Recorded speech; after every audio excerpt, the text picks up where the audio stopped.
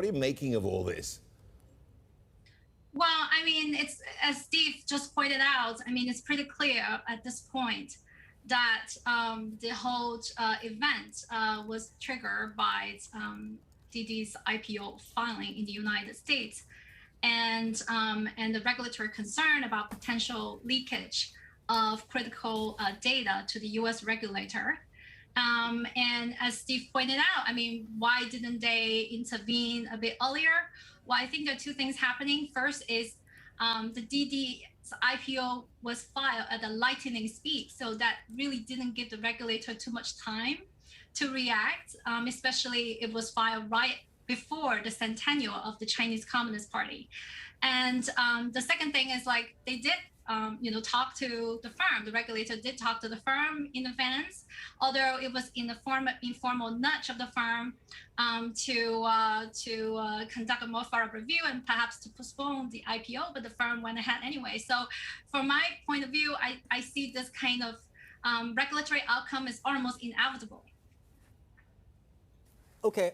Let's, and of course, the law is your area of expertise here. So I'm going to ask you a very, very simple question here. If the issue at hand, at least on the surface, Angela, is data compliance, how clear are the laws right now for these companies to follow those regulations in China?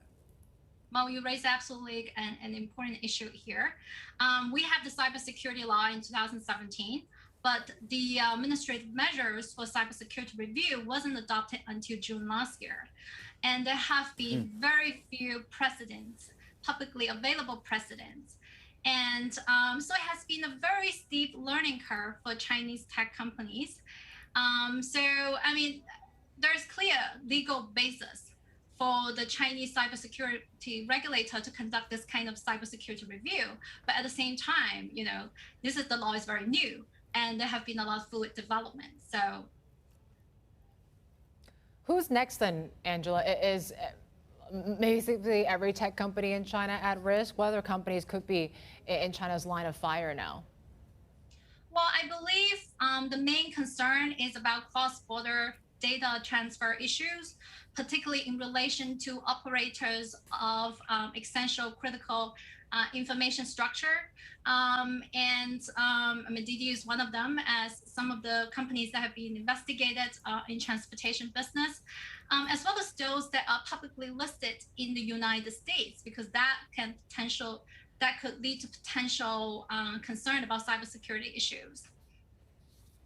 Angela, ultimately, I mean, is this a message, it seems fairly clear to me, well, I don't know, but that you Chinese companies wanting to list in the States is regarded as a bit of a no-no now? No, I don't think that's a no-no message to Chinese tech companies. Well, obviously, this is something very new. I mean, this is the first big precedent that had been set up. And once Chinese tech firms improve their compliance, particularly with the data regulation, that wouldn't be this kind of shock to either the firm or the market, right? I mean, so it just has been a very steep learning curve, and we need to start from somewhere. It all seems like this adds to China's efforts to create a more government-controlled a market for data. I mean, how do you think Beijing can push for this, Angela, without stifling innovation?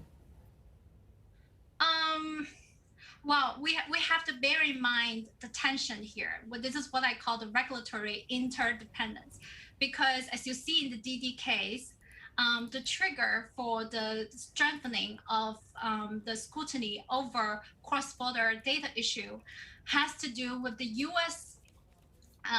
Tightened scrutiny over Chinese tech companies listing in the United States, right? I mean, the U.S. is in the process of pressuring Chinese companies to turn over more information, more working papers to the U.S. securities regulator. And that prompts the Chinese cybersecurity regulator to pay closer attention to this kind of cross-border data transfer issues. And let's also bear in mind that the Chinese people are highly nationalistic, right? I mean, this kind of nationalistic sentiments also exert pressure on the Chinese regulator to act and thus give them legitimacy to act.